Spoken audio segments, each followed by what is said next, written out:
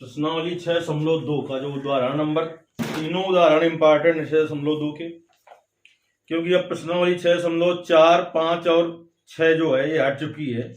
3 प्रश्नावली बची है 6वें चैप्टर में, इसलिए ये तीनों उदाहरण इंपॉर्टेंट है। इसमें तीसरा उदाहरण लघु उत्तरी के हिसाब से काफी इंपॉर्टेंट उदाहरण है। देखते हैं तीसरा उदाहरण क्या है। कह रहा है आकृति 6.16 में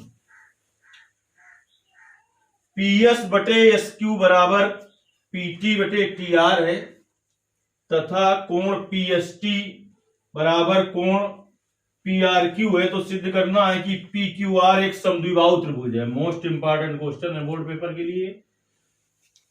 देखिए यहां पर चित्र बनाकर दे दिया है उसने।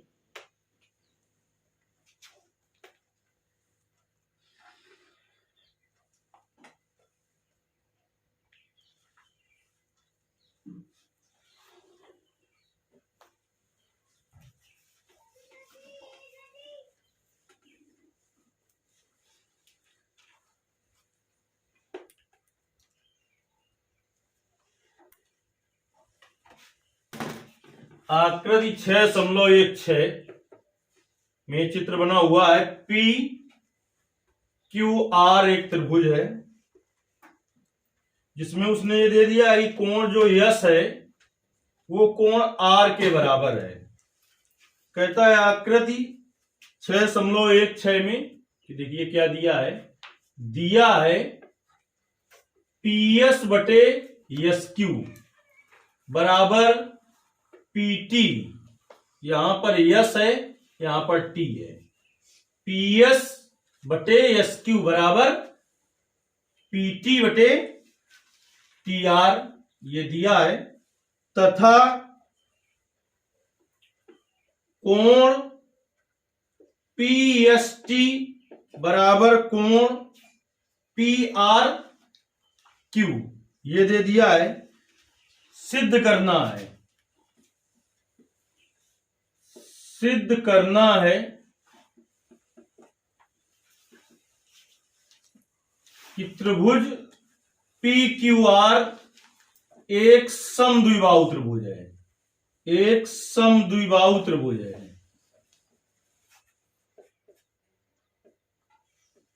ऐसा त्रिभुज जिसकी दो भुजाएं बराबर हों वो समद्विबाहु त्रिभुज कहलाता है। भुजाओं के आधार पर त्रिभुज 3 प्रकार के होते हैं: समबाहु त्रिभुज, समद्विबाहु त्रिभुज और विषमबाहु त्रिभुज। समबाहु त्रिभुज उसे कहते हैं जिसकी तीनों भुजाएं बराबर हों, और समद्विबाहु त्रिभुज उस त्रिभुज को कहते हैं जिसकी दो भुजाएं बराबर हों। सम माने होता है बराबर, द्वि का मतलब दो, बाहु का मतलब भुजाएं। जिस त्रिभुज की दो भुजाएं बराबर हों उसे समबाहु त्रिभुज कहते हैं। विषमबाहु त्रिभुज ऐसा त्रिभुज जिसकी तीनों भुजाएं अलग अलग हों। तो देखिए पहली बात तो ये उसने दे रखा है और दूसरी चीज ये दे रखी है।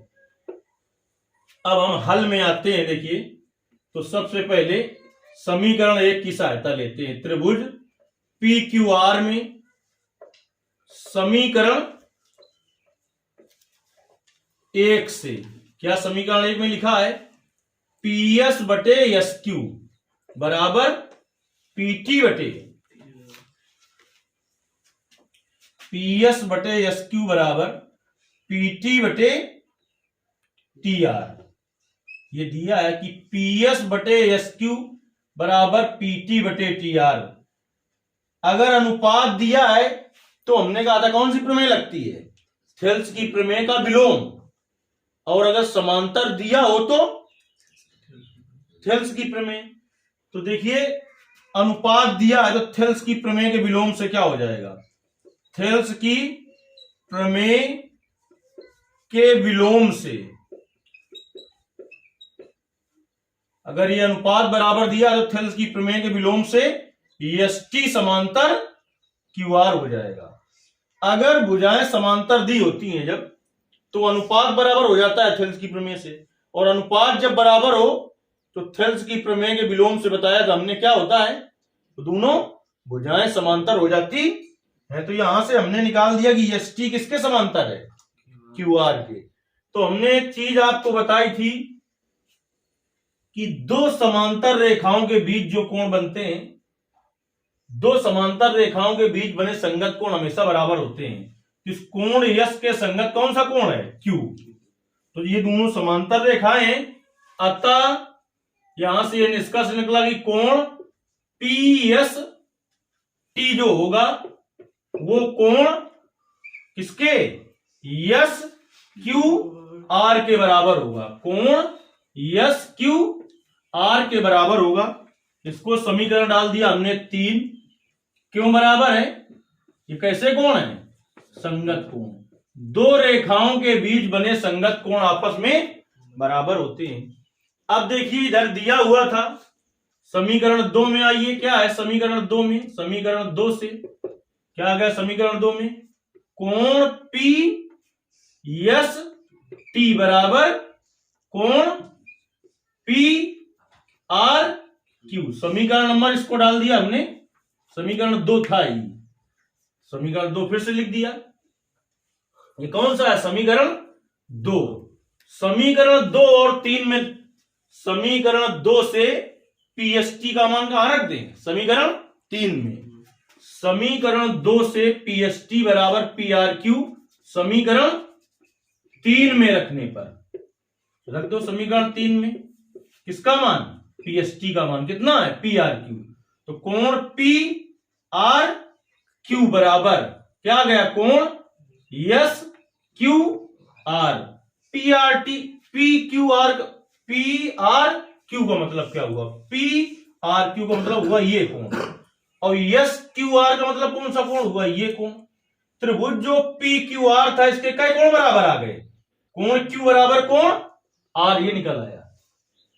देखिए कोण P R Q, P R Q का मतलब ये वाला कोण, और यस क्यू आर का मतलब त्रिभुज पी क्यू आर में 3 कोण है, कौन कौन सा कोण है, पी क्यू आर। तो यहां से क्या निकल आया, कोण आर बराबर कोण क्यू।